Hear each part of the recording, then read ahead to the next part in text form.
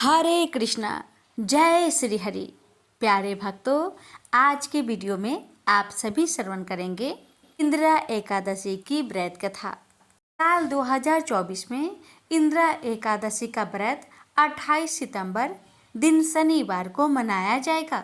इंदिरा एकादशी का व्रत करने से भगवान विष्णु का आशीर्वाद मिलता है, साथ ही पितरों को भी मोक्ष प्राप्त होता है।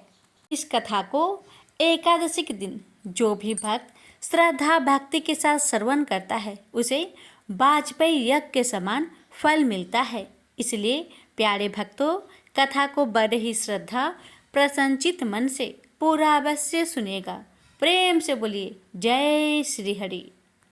आश्विन महीने की कृष्णा पक्ष की इंदिरा एकादशी की व्रत कथा। पितर पक्ष अर्थात आश्विन के कृष्णा पक्ष की यह एकादशी इंदिरा एकादशी कहलाती है। अन्य एकादशियों के व्रत के पुण्य से तो व्रत करने वाले को सर्व सुख और अंत में मोक्ष की प्राप्ति होती ही है, परंतु इस एकादशी का व्रत करने वाले के तो 7 पीढ़ियों तक के पितर तर जाते हैं। इंदिरा एकादशी का व्रत करने वाला स्वयं तो मोक्ष प्राप्त करता ही है, वह अपने सभी पितरों का उद्धार करके उन्हें भी दिव्य लोकों में प्रवेश का अधिकारी बना देता है।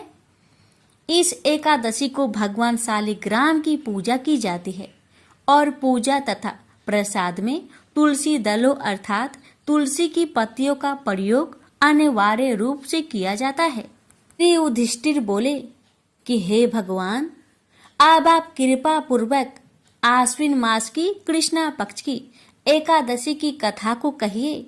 इस एकादशी का नाम क्या है तथा इस एकादशी के व्रत करने से कौन कौन फल मिलते हैं, सो सब समझाकर कहिए। इस पर श्री कृष्ण भगवान बोले कि हे राजन, आश्विन मास के कृष्णा पक्ष की एकादशी का नाम इंदिरा है। इस एकादशी के व्रत करने से नरक में गए हुए पितरों का उद्धार हो जाता है। हे राजन, इस एकादशी की कथा के सुनने मात्र से ही वाजपेयी यज्ञ का फल मिलता है। प्राचीन सतयुग में महिष्मती नाम की नगरी में इंद्रसेन नाम का एक प्रतापी राजा राज्य करता था।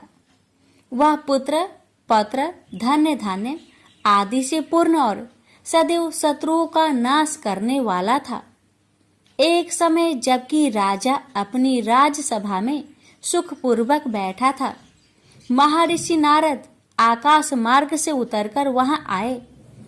नारद जी को देखकर राजा आसन से उठा और अर्घ्य आदि से उनकी पूजा करके आसन दिया। महर्षि नारद बोले कि हे राजन, आपके राज्य में सब कुशल है। मैं आपकी धर्म परायणता देखकर अत्यंत प्रसन्न हूँ। तब राजा बोला, हे महर्षि, आपकी कृपा से मेरे राज्य में सब कुशल पूर्वक है तथा आपकी कृपा से मेरे समस्त यज्ञ कर्म आदि सफल हो गए हैं। हे देव, अब आपकी क्या आज्ञा है? इस पर नारद जी बोले कि हे राजन, मुझे एक महान आश्चर्य हो रहा है कि एक समय जब मैं ब्रह्मलोक से यमलोक को गया था, उस समय यमराज की सभा के मध्य में तुम्हारे पिता को बैठे देखा। तुम्हारे पिता महान ज्ञानी, दानी तथा धर्मात्मा थे। वह एकादशी के व्रत के बिगड़ जाने से यमलोक को गए हैं। तुम्हारे पिता ने मुझसे तुम्हारे लिए एक समाचार भेजा है कि आप मेरे पुत्र के पास जाए। मेरे पुत्र का नाम इंद्रसेन है, जो कि महिष्मती नाम की नगरी में राज्य करता है। मुझे किसी पूर्व जन्म के बुरे कर्म के कारण ही यह लोक मिला है। यदि मेरा पुत्र इंद्रसेन आश्विन मास के कृष्णा पक्ष की इंदिरा एकादशी का व्रत करे और उस व्रत को मुझे दे दे तो मेरी मुक्ति हो जाए, इस लोक से छूटकर स्वर्गलोक में वास करूं। तब राजा ने महर्षि नारद जी से ऐसे पिता के दुख पूर्वक वाक्य को सुना तो उसे महान दुख हुआ और इंदिरा एकादशी के व्रत की विधि पूछने लगा कि हे नारद जी, अब आप मुझे इस एकादशी की व्रत विधि बतलाइए। इस पर नारद जी बोले कि हे राजन, आश्विन मास की कृष्णा पक्ष की 10वीं के दिन प्रातःकाल श्रद्धा सहित स्नान करना चाहिए। इसके पश्चात दोपहर को भी स्नान करना चाहिए। उस समय जल से निकलकर श्रद्धा पूर्वक पितरों का श्राद्ध करे और उस दिन एक समय भोजन करे और रात्रि को पृथ्वी पर शयन करे। इसके दूसरे दिन अर्थात एकादशी के दिन प्रातःकाल दातुन करे और स्नान करे। उसके पश्चात भक्ति पूर्वक व्रत को धारण करे और कहना चाहिए कि मैं आज निराहार रहूंगा और समस्त भोगों को त्याग दूंगा। इसके पश्चात कल भोजन करूंगा। हे भगवान, आप मेरी रक्षा करने वाले हैं, आप मेरे व्रत को निभाइए।